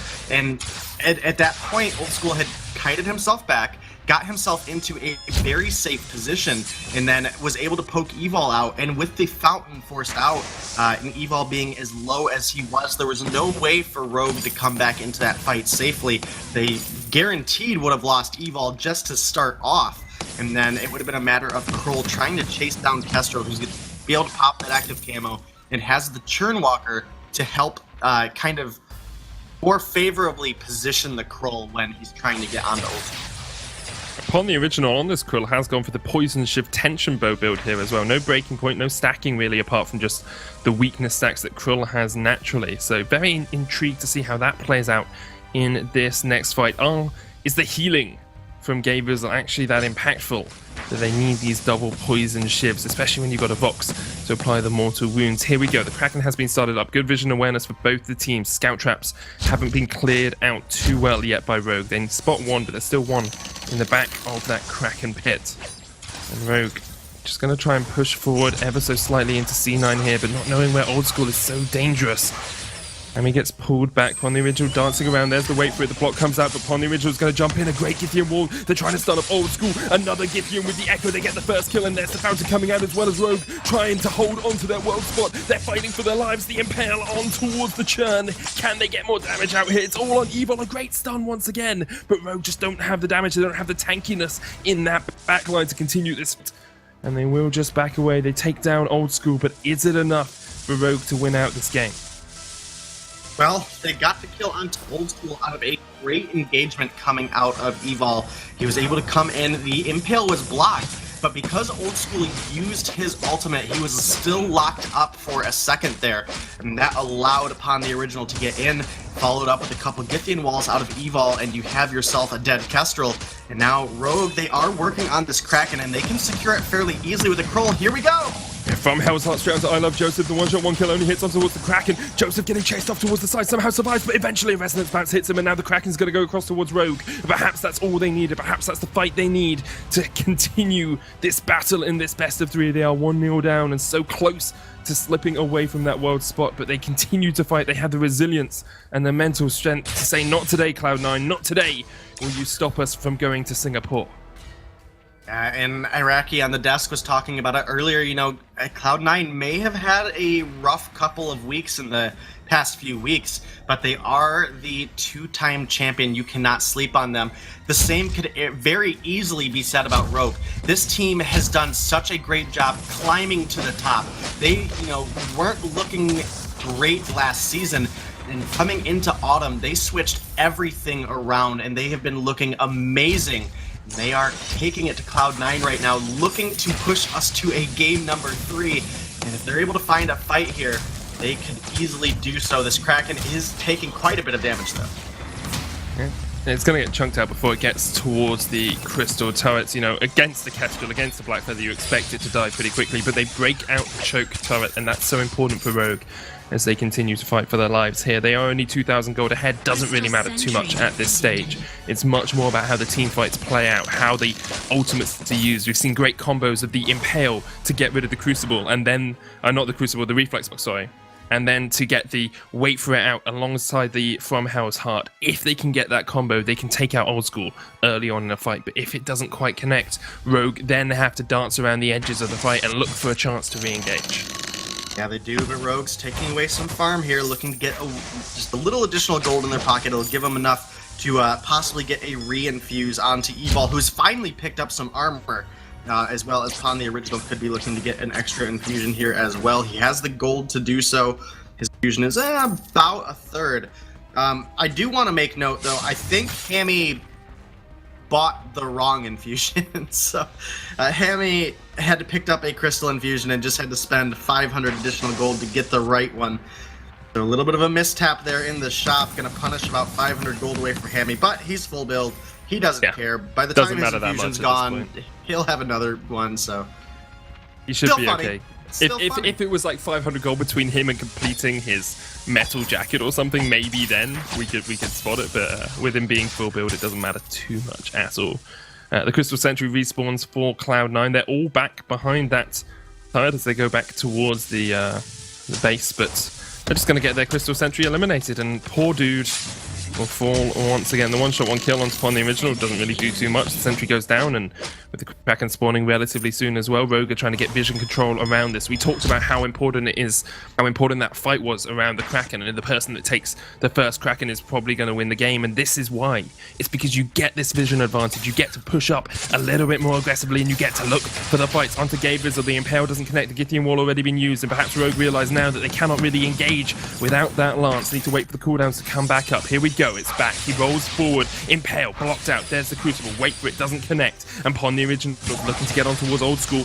I Love Joseph jumps off towards the other side, and Old School's already dead at the start of this fight. And that's a great fight for Rogue as they take down one member of C9. Another Impale. Evol is absolutely deadly this game, landing Impale after Impale. There's nothing this man can't do. He's putting Cloud9 on a skewer and getting the kills for his team. Rogue now pushing in 2 kills up, and they can look to take the Kraken, even just push in this wave and maybe even go for the Crystal Turret. Yeah, they definitely can look for some aggression here. I Love Joseph does have that Rose offensive, so he'll be able to get out of a sticky situation if timed correctly. Death timers are getting pretty low, though, so Rogue have to be very careful here. If they stick around too long and Cloud9 are able to come up and force a fight in their base, it could be a game turning around very quickly, but they're going to look to turn their attention now onto the Kraken, very likely. They've got 18 seconds on Game Visual, but Old School's coming up right now. Can Rogue do this? Can they get this Kraken and push us to a Game 3 and keep their hopes of the world spot online? On is setting up for an aggressive gank if they come down to try to contest it. One shot, 1 kill steal. A little bit too early there from Old School. It doesn't take it away, and this will be Rogue securing the Kraken. You have to think. I don't think that Cloud9 will be able to get here in time. Their second Kraken of the game does go over to Rogue, and continually showing us their mental strength and their ability to fight back from losing situations. It's one of the reasons that they had such a great turnaround between last split and this. Just so strong when it comes to these tense clutch situations. So many players who show up big in the big moments. Here comes Pon the Original from the flank. Doesn't quite want to engage yet, but Rogue are going to let Kraken push up for them. Pon the Original once again gets behind the side of C9. Has the From Hell's Heart, all ultimates available, waiting for that combo, but once again, Gabriel runs forward. They're going to look for that backline. Joseph stunned into the wall, another Githian wall comes out. They're looking for the Old School, but they cannot quite get onto the Kestrel, and now Rogue need to disengage for the time being because Cloud9 can take a re-engage here. Evil jumps in with the Impale, gets a double, but he's so low already. The kill onto Evil, that's huge because Rogue now are 2 against 3, and Cloud9 trying to turn this one around. They'll get another Pon the Original's dead, and Gabe Bizzle's chasing on towards Hammy. The Kraken's pushing in, but Cloud9 don't care a damn at all about it. They're going for Hammy, who runs away with the boots. Old School's on the flank, tries to land the Glimmer. Hammy's like, oh, which way can I go? Not many ways, my friend. He's going to get taken out. It's an ace for Cloud9. The Kraken will get a Crystal Turret, but it shouldn't get too much more. That was a really questionable chase out of Cloud9 there. They were doing such a good job keeping flares onto Old School, making sure he was playing too far back to actually get damage down onto anybody. But Evil ends up sticking around a little too long. He drops very early on. They turn quickly onto Pon the Original. And then they spent so much time chasing Hammy. One could argue it was to get the ace, but I mean, with the wave the way it was, the Kraken was alive, there was going to be no wave at all. They really are only going to get 1 turret now off of this push. They very likely could have just taken down the Kraken, pushed the wave up at that point. They likely could have got 2 turrets because they would have had, you know, that was like a 30 or 40 second chase. And, you know, with only Hammy able to contest and the amount of objective damage that Old School does, they probably could have got a substantially better golden incentivized push off of it, as well as break the base of Rogue. Now, they're down to 1 turret, and this is a risky spot for Cloud9 to be in. They have to fight this next fight perfectly, because if either Old School or Joseph die, and all of Rogue are still up, they can probably just push in at that point. They have a tanky enough front line in this Lance and this Kroll. They could just go in and tank up that turret and bring it down. Joseph has completed his build now with that Dragon's Eye, just waiting on the boots upgrade next, but looking in a pretty strong situation on the CP Blackfeather. Has been a thorn in the side for many teams this patch. Blackfeather banned out more often than he's played a lot of the time at the moment because of how strong he is, both weapon and crystal power. And we've seen glimpses of that this game, but Joseph hasn't really come online. Only picked up 1 kill across the course of the 8 that his team have secured. Gavies getting the first 4 of those probably didn't help too much, but I'm sure he wanted to have a little bit more impact. And now Rogue are looking for a flank. They might even just wait for Old School here, who's all by his lonesome. They don't go for the engager. They're going to go for the crystal turret. What's the call here, Rogue? This could be the call that ends your shots at Worlds or that secures your spot As one of the best teams in North America, they wait for the wave. Now they're going in, they're pushing for it. C9 starting to stagger their backs, now realize that Rogue have gone for it. The wait for it comes out. That's the crystal turret falling, and C9 are too little too late here as Rogue are going to be able to take the crystal. You have to think it's on Hammy just to take it down. The crystal falls, and Rogue equalize the series at 1-1. That was a great call coming out of the end there. They waited specifically for that minion wave to pass, knowing that it was going to be, another 20 seconds before another minion wave was coming out. They went ahead, went right past. There was no vision for the side of Cloud9 at that choke point, and they were able to go ahead and push right on in. Because they did not get spotted out, it gave them the time to close out the game, and Rogue have done it. They've taken down C9 in Game 2 and pushed us into Game 3. Still one game left in this series, Denominator, and I'm sure it's going to be an absolute belter. We're going to hand it across to Munch and the Lance to break down that game. Guys, take it away. I always wondered why they were called Rogue. It turns out it's because they are the stealthiest team on the Halcyon 4. What a way to end that one. What a way to keep yourselves alive in the series. Rogue with the full team backdoor. You see backdoors happen usually, but typically when it happens, it's one person going for the backdoor play while the other two try and delay recalls. This was the entirety of Rogue making a call to go for a backdoor play as a team with potentially their world's chances on the line. If this play doesn't work, there is such a high chance that they don't go to Worlds.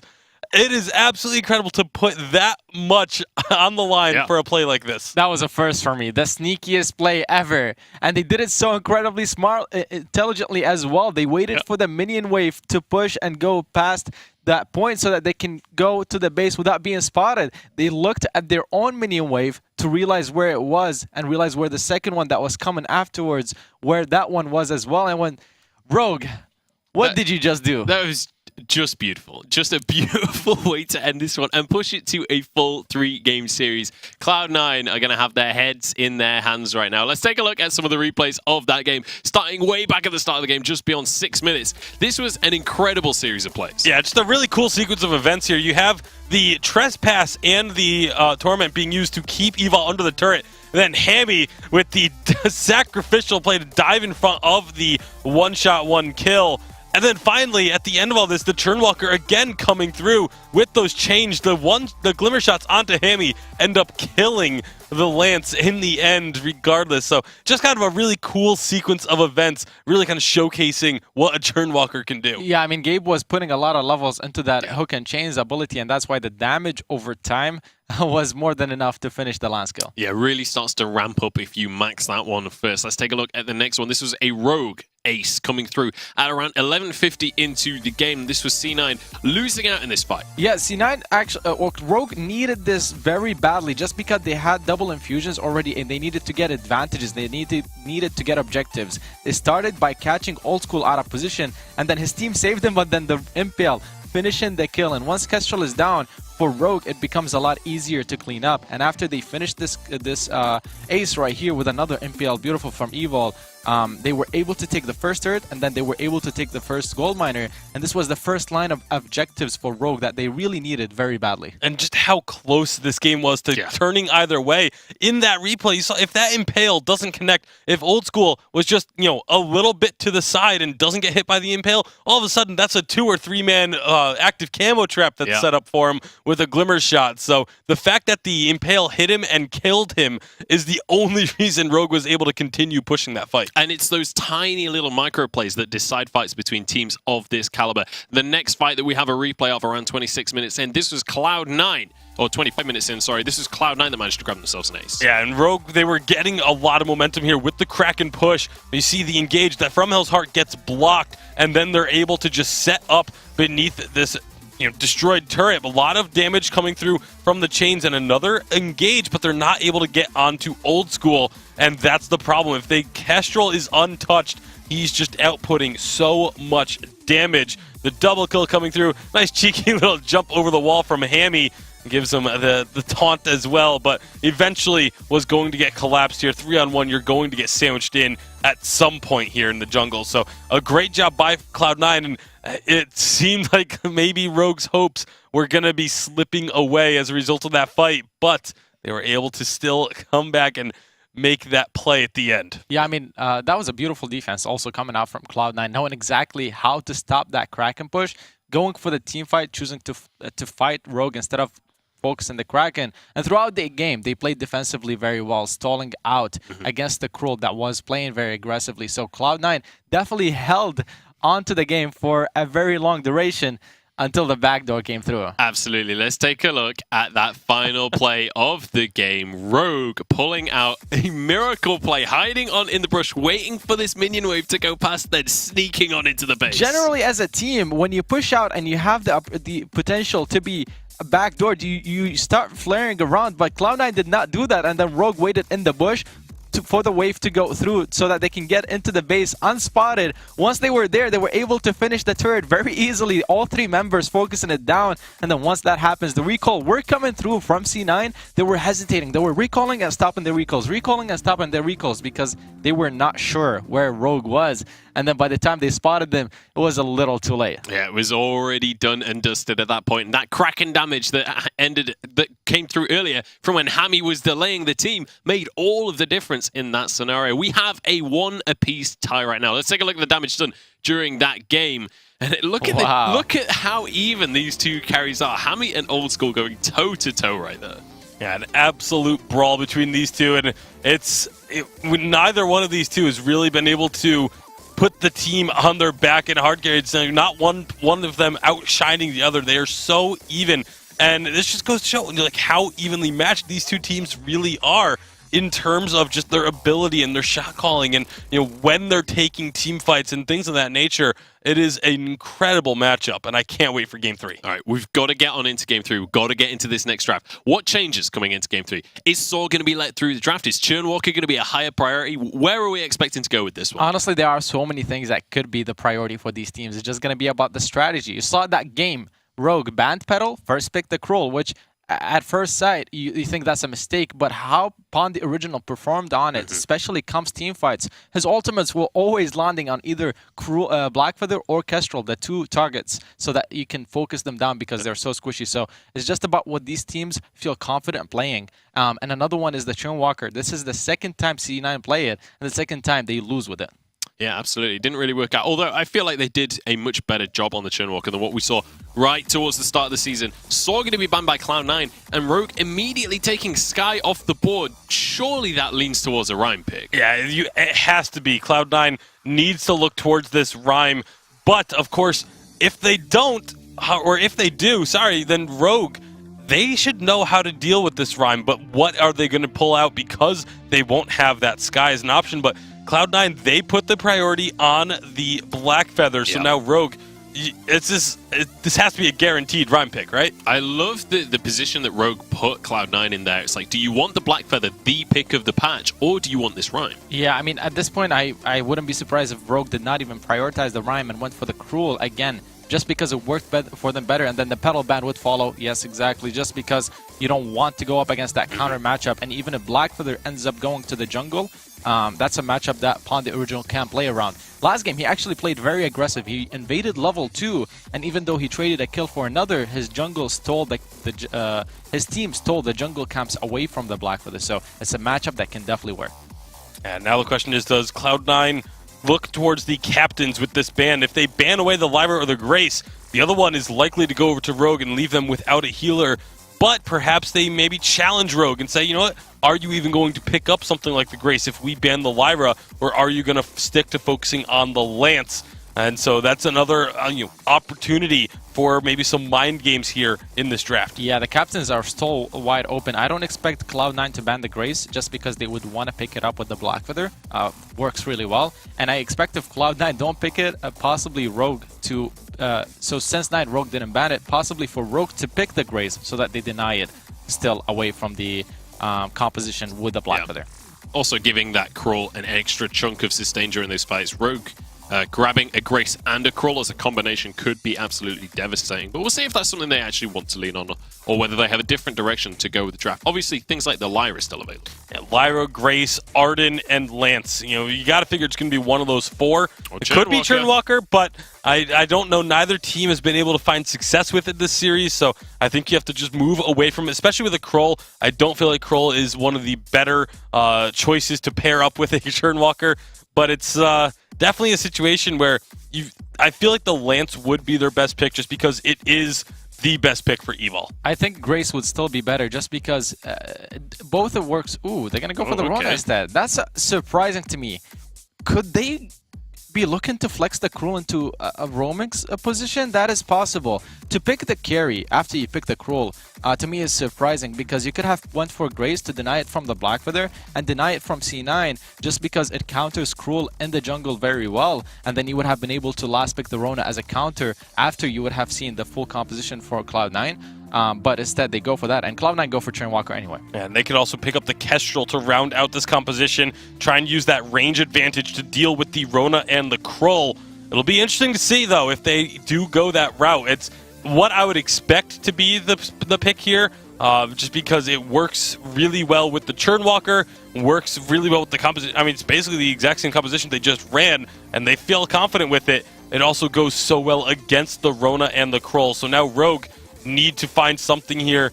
There's that possibility of flexing it into a Captain Krull, or you need to get either the Lyra or the Grace to have that extra healing. One of those two needs to happen here. All right, we're going to get to see here. Grace could still come through. The thing is, Cloud9's composition with the Kestrel and the Churnwalker, 3 seconds, they go for the Lance. It worked for them last game. Sticking to what worked for you. I mean, competitive players, pro players, when they are in such a high-pressure matchup, what works for you is the best thing to go for you for the next game, just because you have a good morale on it. But the Kestrel and the Churnwalker, to counter the Rona once they saw the Rona, in my opinion, not the best choices for Cloud9 because there isn't much lockdown. When Rona's going to go in and start spinning with her Red Mist, only the Trespass can stun her besides the active Camo, and that's not a lot of CC. I mean, it could be enough, though. It could just be what they need to... If they can get the stun onto the Rona between the Crystal Blackfeather burst and the Weapon Kestrel burst, that's going to be a lot of damage done. So a lot of eyes going to be on Hammy with this Rona pick. All right, I'm going to put you on the spot, gentlemen. Coming into game number 3, I want a prediction here. Can Cloud9 take it, or are Rogue's hopes still alive? I'm going to go with Rogue. They're feeling really good right now after that win, especially since they have the Cool and the Lance again, which worked for them last game, and the Rona is going to work great in my opinion. Yeah, I think Rona is actually just too strong on this update. I think she is one of the strongest picks. I think Rogue will be able to take this. All right, we have a Rogue analyst desk here. We're apparently going wild on this one. Cloud9, though, they're the gatekeepers. We'll see if they can finish off the series. Hashtag Vainglory8. Let us know who you are supporting. Well, let's pass it back to Medic and Denominate to get Game 3 underway. Thank you very much, Munch. And before we started this series, we said it was going to be 2-1. You thought it was to Cloud9. I thought it was to Rogue the Nominee. And at the moment, it's looking like it could go either way. It is. I think I like Rogue's draft a little bit more here. Oh, so you're flip-flopping. You're changing your prediction. I see how it is. I see how it is. I think Rogue has the better draft here, but I think Cloud9 can still pull it together. They didn't have maybe the success they were looking for last game with the Kestrel, Blackfeather, and Churnwalker combination, but it was very close. It was actually a really close game, so they've got that composition together again, maybe hoping to take a little bit bigger of a lead early on. Unfortunately, we'll have to see, but Rona in a great spot this match. Old School taking a big chunk of damage there as well from Hammy as he jumped in towards Evo, landing those impales. His last game in game 2 was absolutely devastating. I'd love to see him do it once again. Looks like he's rolled a 20 on dexterity as a member of the Rogues this series. Just needs to continually land those impales and Githian Wolves to give Rogue a chance at that world spot. Gavers was stepping up towards Hammy, but misses the chain and will struggle a little bit to get any more damage down. Hammy seems to be comfortable enough in this lane. It's a little bit of a difficult one because you're playing into a ranged, ranged into melee is always a little bit more easy for the ranged, but Rona, relatively good with that fortified health, can keep herself sustained up. Impale doesn't connect onto Joseph, but the chase in from Pon, the original, was big. The healing flask used, the Spectral Smite will come out soon. Not enough damage to take him down, and Once again, Gabriels was in the right place at the right time to protect his jungler. That was a crazy play there. It was so close. I don't know if Gabe Bizzle actually tormented Evol out of landing that impale, or if Joseph was just barely outside of the edge. It was literally all happened so fast we couldn't tell. But either way, that's I Love Joseph making it out, and he is a bit of farm ahead of Pawn the Original at this point. You know, similar strategy to last game. You know, again, Iraqi mentioned it. Kroll needs to try to get some advantage in the mid game. He needs to try to even things up so that he can have a more impactful experience in this game earlier on. But now with Cloud9 possibly rotating down to get the Elder Treant here, if it is available, it's not. So they're going to split some ambient gold and try to get these carry builds online. Obviously, Old School going to be going that Sorrow Blade first item, and I Love Joseph will likely be going with that Shatterglass. And this is another double weapon power composition, so it does make it a easy choice. And specifically because it's a Kroll and a Rona, they are both melee heroes. We know that Gabe Bizzle and Joseph are going to need to prioritize an Atlas Pauldron fairly early on in this game. They definitely do. I'm really intrigued to see build paths, especially in this game, because Rogue's build paths haven't been the most conventional across the last two games of this series. We've seen a little bit of, you know, early tension bows on the Krull, some things that we don't always see. No breaking point on the Krull as well. I mean, Rogue won that game, so I can't say it was a bad build, but it's just not what we always see, not what we usually see. And Rogue are making their own path, as their name means they are like to do. The Impale doesn't connect from Evol, and immediately Pawn the Original realizes they can't go too much further. Torment comes back and brings Hammy and Evol back into the fray, but Cloud9 will be comfortable just pushing up this lane for the time being. Yet to see Pawn the Original really be able to control the jungle. Hasn't got that mid-game advantage, or even those slight advantages that you'd like to see from a Krull, but not yet level 6 either. So it doesn't really have that big engage tool. Now needs to run away from Cloud9 as they chase him down into his own jungle, looking to steal away the Treant. Don't get it, because Pawn has a good smite. And Rogue will be happy enough for the time being, just letting C9 run away towards their own jungle. Yeah, absolutely. And that's actually a really impactful turning point here for Pawn the Original. Once he does hit level 6, last game he was able to find a lot of opportunities where he was able to get the From Hell's Heart to land either on Joseph right after he used a Rose offensive, or onto Old School, and stunning up either of those targets for that amount of time can allow Rona and Krull to get in and get a lot of damage down. I mean, even the Lance has a lot of base natural damage with his attacks and his Impale, so, you know, that's depending on the situation, unless if that From Hell's Heart can get blocked out, then Rogue have a very easy way to get into the fights with that big stun. And then obviously Rona and Lance can follow up very easily into the fray, Impale. They're going to make it very easy for them to do so. Lots of opportunities for both these teams to show just why they are the best in North America. Cloud9 consistently winning championships kind of puts you in that spot. Already having qualified for Worlds, nothing on the line for them here more than just their own pride. But Rogue still trying to prove that they can fight with the big boys and challenge teams like TSM and Tribe and Cloud9, which they've done consistently across the last split. Yeah, they definitely had, and you know, again, there's not as much on the line for Cloud9 right now. So Cloud9 is fighting for, you know, just wanting to win. I mean, that's about it. Whereas Rogue, they have something very much more on the line that they actually are fighting for their lives for at this point. They are so close to securing themselves a world spot, but Cloud9 are one of the things that stand between them and that position. Pawn the Original's gone for a super early infusion here on the Krull as well. CP infusion at level 6, had 6 items in his inventory, so it popped it immediately. I'm really intrigued to see what he does with this, because he's looking to catch out Joseph, trying to make these mid-game plays that Iraqizo and you talked about earlier on, but Joseph was ready to take the fight and forces Pawn the Original back, and now has a Shatterglass of his own. This might be a wasted investment from Pawn the Original. Definitely might be. They're finding some damage onto Old School, but it's quickly turned around there. Nobody's really going to get a huge edge in that fight, so we'll have to see what is able to come of it. Joseph has now rotated down, and Old School is too low on energy to really pursue anything here, but he has to be careful because all of Rogue are here in the lane, and they could definitely look to push in some aggression here on this turret. That they could. Just need to try and get a bit more damage down, but Old School able just to get some energy back, sustain up, and push out the wave once again. It looked like Pon the Original was trying to get into the jungle of Cloud9, but I Love Joseph has already cleared it all out, so there's nothing for him to even search for. We'll just go back to farming his own jungle up for now. And you get to points in games like this where your strategy hasn't quite come online, you haven't quite worked out the early game as well as you would have liked to. And this is where you really see the great teams separate themselves from the good teams. When your initial draft strategy hasn't paid off, how do you adapt? How do you change your strategy coming into the next portion of this game? How do you play from 10 to 15 minutes when you aren't as far ahead as you would have liked to be, or you're not ahead at all, like Rogue are in this game?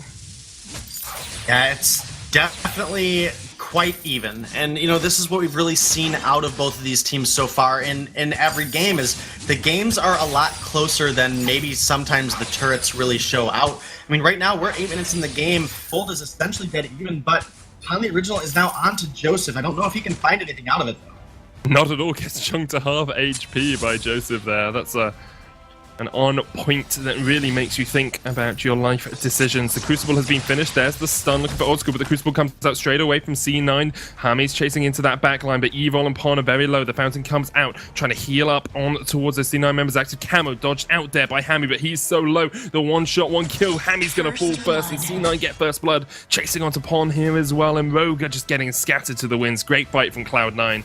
They clean up 2 members of Rogue. Yeah, a great fight there for Cloud9. Again, this is what we saw out of them last game, was taking that mid-game advantage. And that's the power of the Black Feather in the mid-game. But as we get later on, Hami and Pon the Original are going to make it very difficult for I Love Joseph to have the same effect. And that's going to be first turret now as well for Cloud9. So they've taken themselves a small gold lead, about 1.5k, but they have that objective advantage. They have the ability to force Hami out now. He has so much more distance he has to cross before he's behind the safety of another turret. And that's just, it makes it so much more difficult for the Rona as well. We saw in that fight, he tried to get onto Old School, who got 2 active camos off. You had the Crucible defense as well. I literally gave Izzle pick that up as the fight began, and then used it immediately to stop the stuns coming in. It was incredibly well played by the Cloud9 members, and it shows their experience in these higher echelon games, you know, the harder games when you really need to come online. That's exactly what Cloud9 can do, and Gabe Izzle has been a stalwart for them throughout this series, just continually making play after play. You look back at game 1, his Lyra, he was so on point with those engages. He actually single-handedly won the game for Cloud9 in my opinion, and now he's doing a great job in this game as well. Obviously credit to Old School and Joseph as well, doing their roles exceptionally well. Pon the Original with a flank from Hell's Heart on towards that backline. They're trying to take out Old School first. The Fountain isn't enough to heal him up, and now Rogue can look for the fight. Joseph runs away with the Rose offensive. The Impale doesn't hit from Evil, and Rogue will just back away. Perhaps look for this gold miner, but Pon the Original pulled in with a Torment. And Gabe Izzle not quite able to solidify that kill. Now Hami is the one on the flank here, as Gabe Izzle checks straight into the face of Verona, and that's a bunny in the face.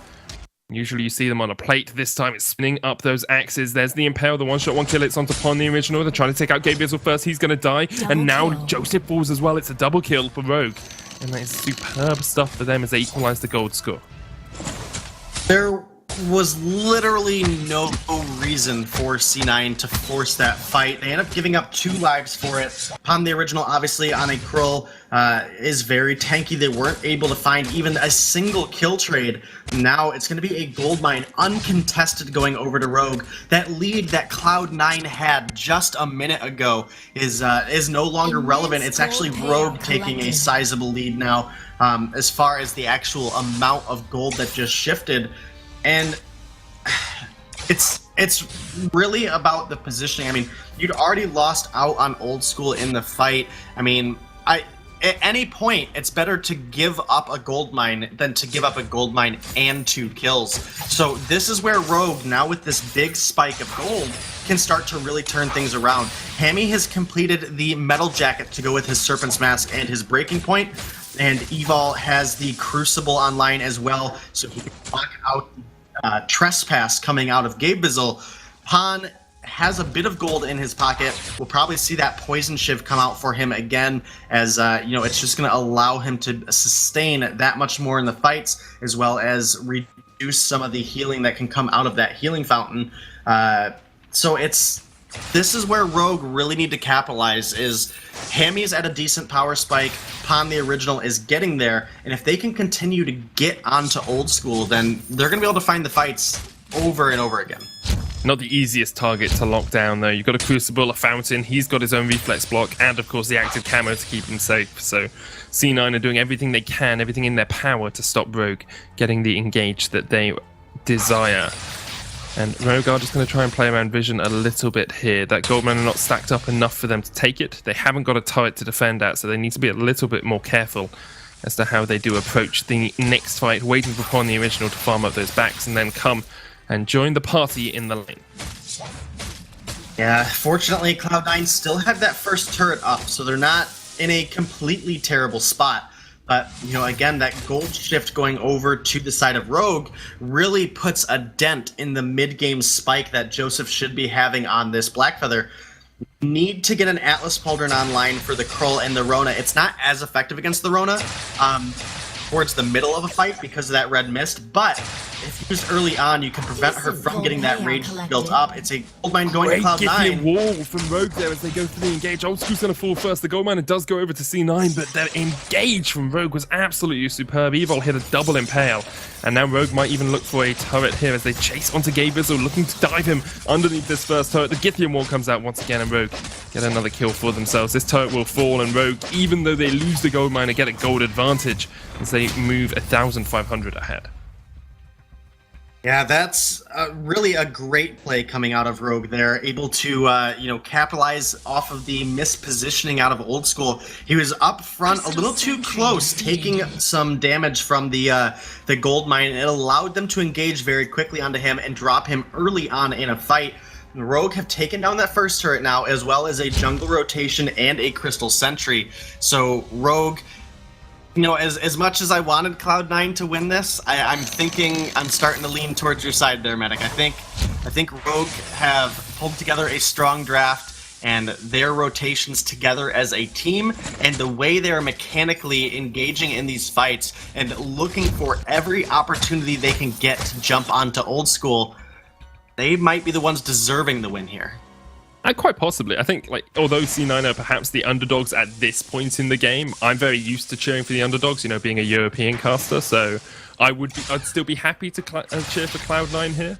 I think that they're only 1,000 gold behind. They do still have these opportunities to get engages off, and all it takes is Old School surviving through the start of a fight for them to be able to get, double Tyrant's Monocle crits off with these Glimmer shots. That's all it's going to take. Evil has a metal jacket, but still he's taking massive chunks of damage every time one of those arrows pierces through the lance shield. So Rogue do still need to be cautious when they try and engage, when they try and get on towards the Cloud9 members, because there is a lot of damage sitting in that back line of Cloud9. Yeah, there definitely is, but with all the metal jackets being complete here on the side of Rogue, Hammy has a metal jacket, Evil has a metal jacket, Pan the original has that coat of plates, and he gives himself a barrier when using that Deadsman's Rush, as well as can heal himself up naturally through his Spectral Smite stacks, through the actual activation of the Spectral Smite, as well as he has a Poison Shiv. It's just a little too difficult for the burst damage of Old School to have that much effect right now.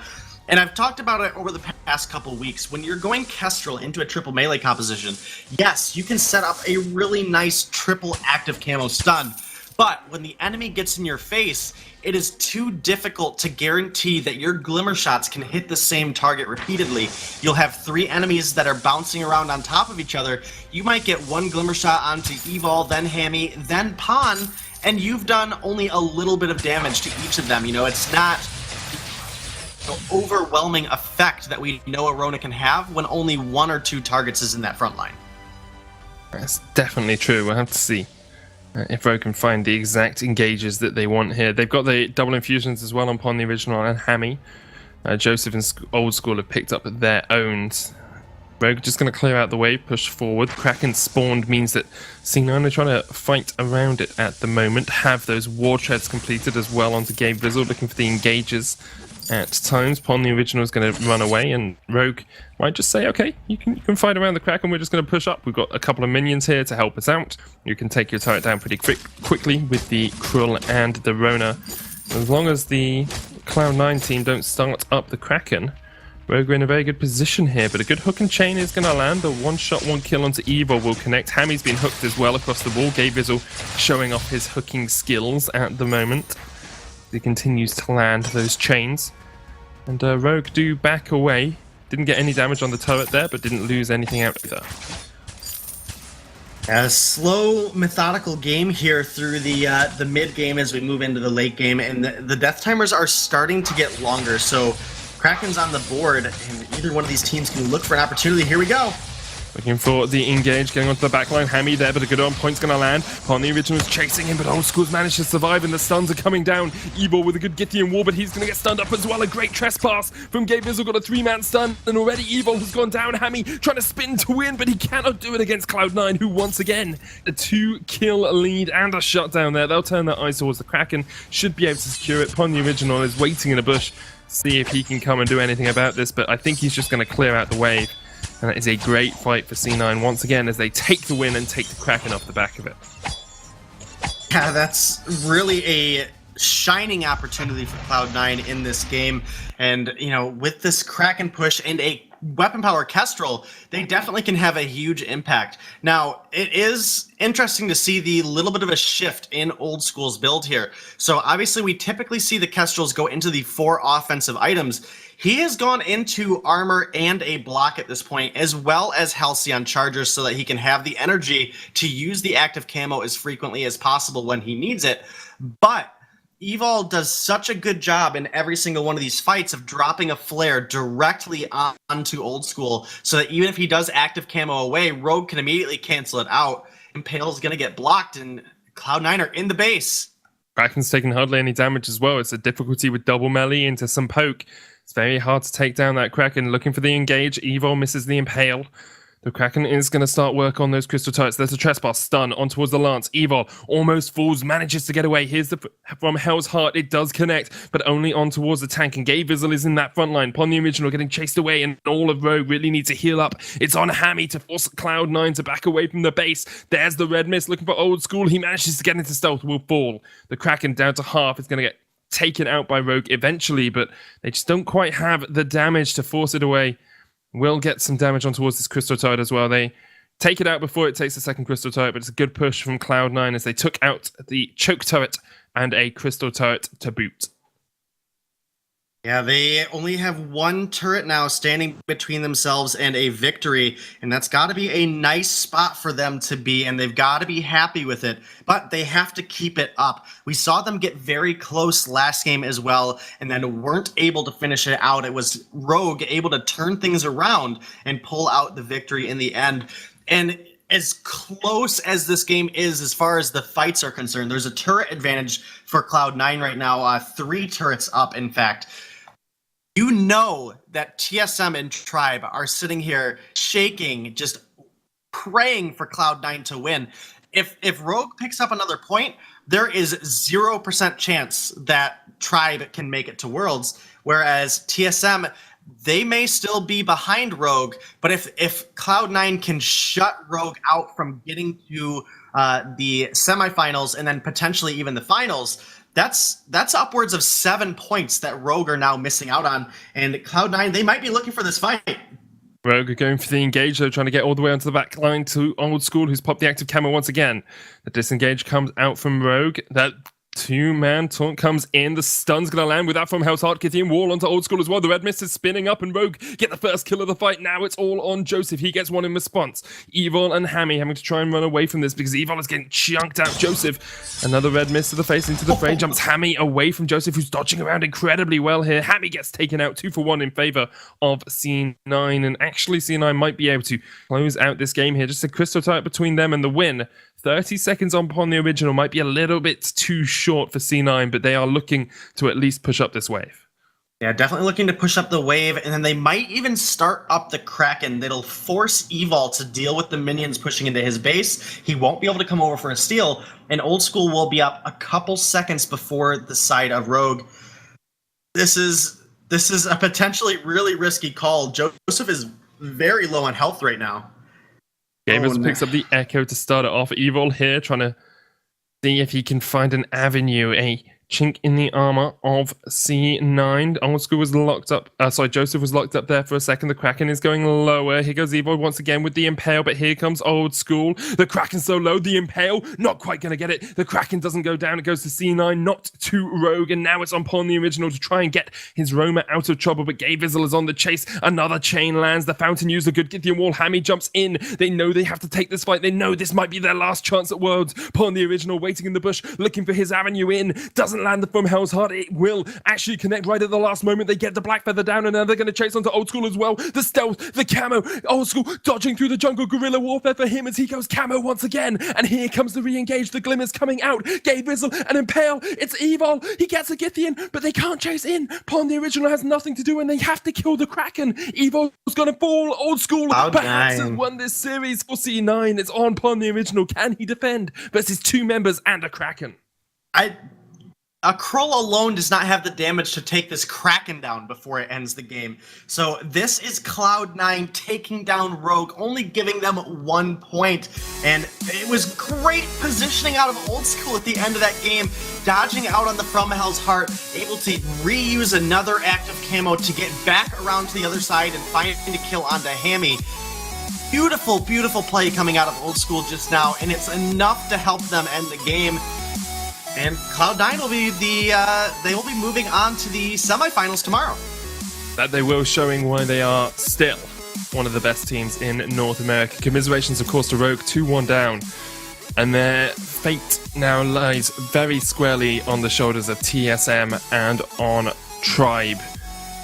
Both TSM and Tribe playing later today will be looking to get through to the semi-finals and to the finals. Need to be able to secure those wins to get that spot in the World Championships. We're going to hand it back across towards Munch and the lads. Guys, what a series to start off the day.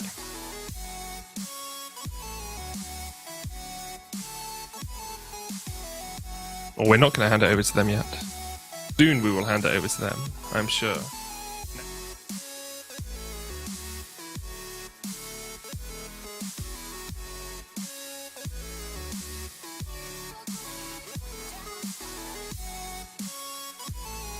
Here's